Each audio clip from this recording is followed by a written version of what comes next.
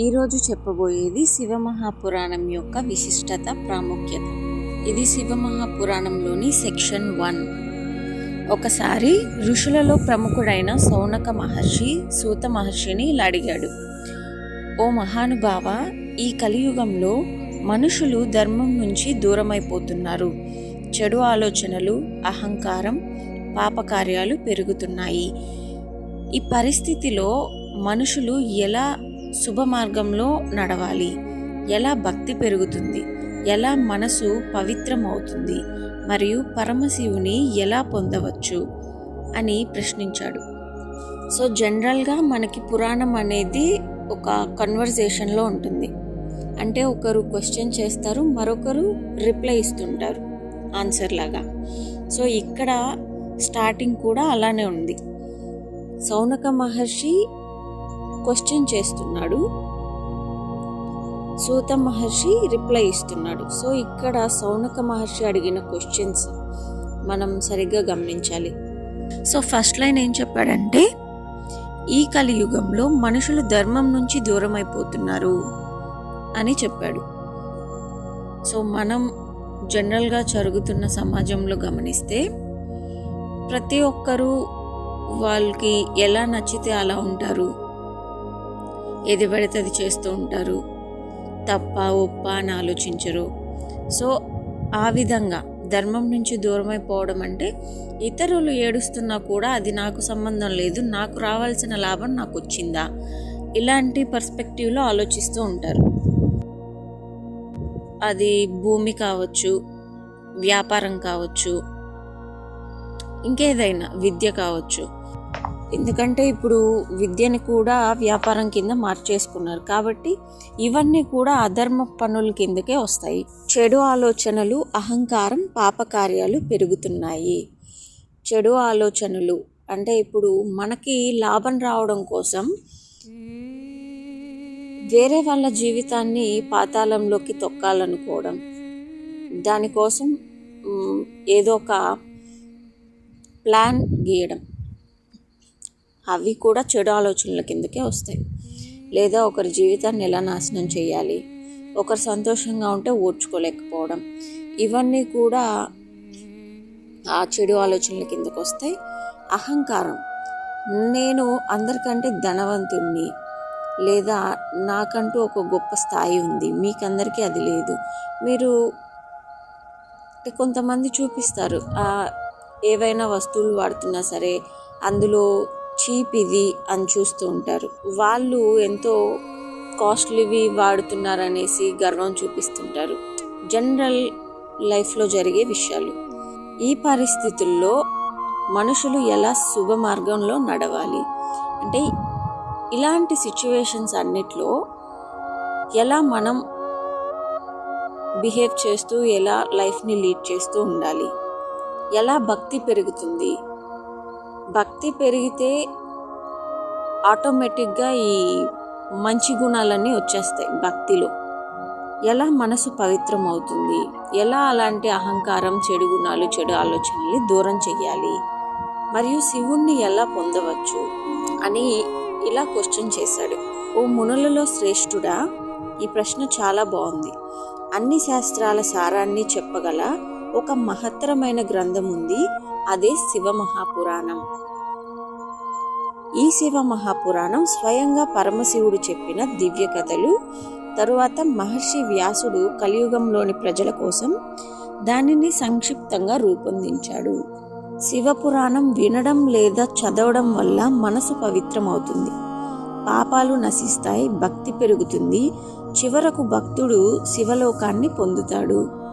So మనం ఈ లైన్స్ని ఒకసారి గమనిస్తే, ఎలా ఒక పుస్తకం చదవడం వల్ల పాపాలు పోతాయి, ఒక పుస్తకం చదివితేనే పాపాలు పోతాయా?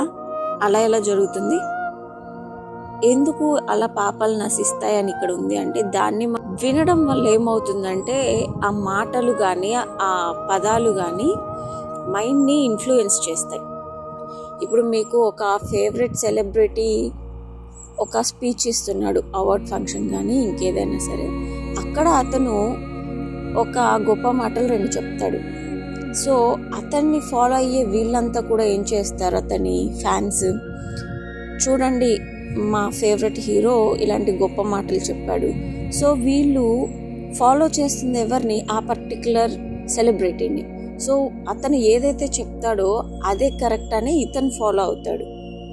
సో ఇక్కడ ఏమైంది, ఒక సెలబ్రిటీ మాటలు తన ఫ్యాన్ని ఇన్ఫ్లుయెన్స్ చేశాయి.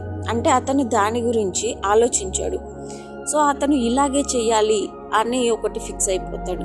సో ఇక్కడ సేమ్ అదే, ఒక పుస్తకం వినడం, శివమహాపురాణంలోని విషయాలన్నీ వినడం వల్ల అందులోని కథలు కానీ సందేశం కానీ సారాంశం కానీ మన మైండ్లో ఉన్న ఆలోచనని ఇన్ఫ్లుయెన్స్ చేస్తాయి.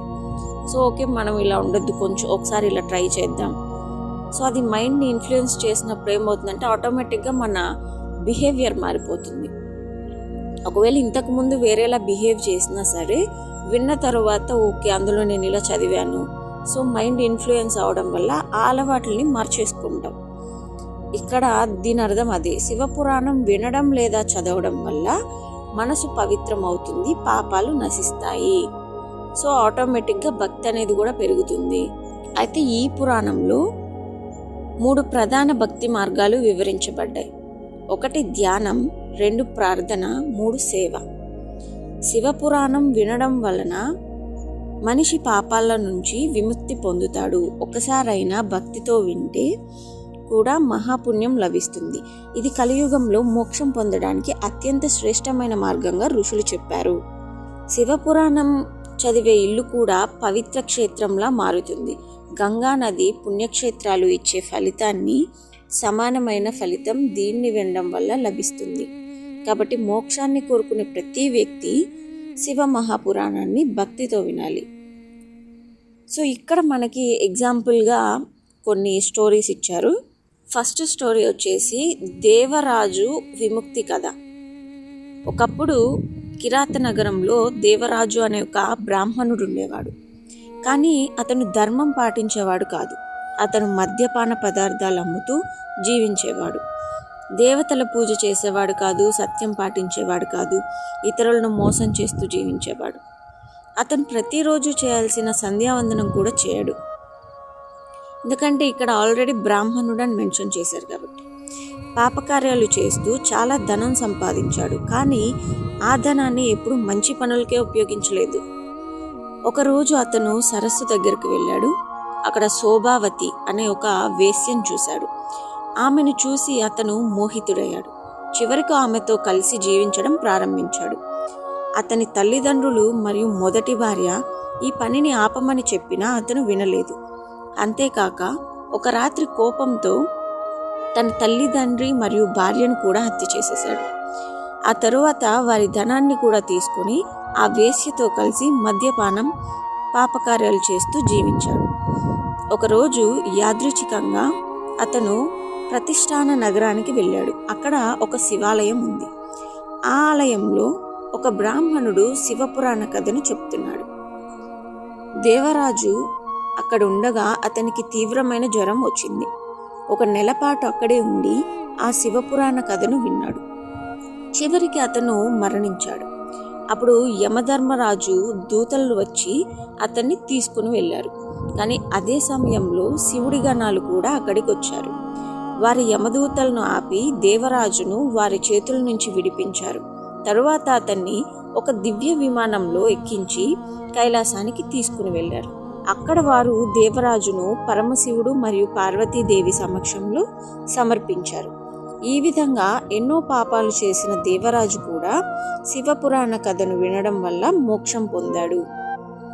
మనిషి ఎంత పాపాలు చేసినా భక్తితో శివుని స్మరించినప్పుడు ఆయన కృప తప్పకుండా లభిస్తుంది. అంటే నువ్వు జీవించిన కాలం ఇంత చేసావు కదా, నేను నీకెందుకు కష్టాల నుంచి కాపాడాలి అని పరమశివుడు అనలేదు. ఇక్కడ భక్తితో శివుని స్మరించినా చాలు, మనిషి జీవితంలో ఎన్ని పాపాలు చేసినా ఆయన తప్పకుండా క్షమించేస్తాడు. దేవరాజు అంటే పాపాలు చేసే ఒక మనిషిని సూచిస్తుంది. అతని పాపాలంటే అహంకారం, లోభం, కామం, క్రూరత్వం వంటి దోషాలు. అతను శివకథ విన్నప్పుడు అంటే ఆధ్యాత్మిక జ్ఞానం మనసులోకి రావడం. యమదూతలంటే కర్మఫలాలు, శివగణాలు అంటే ఆధ్యాత్మిక జాగృతి, కైలాసం అంటే మోక్షం.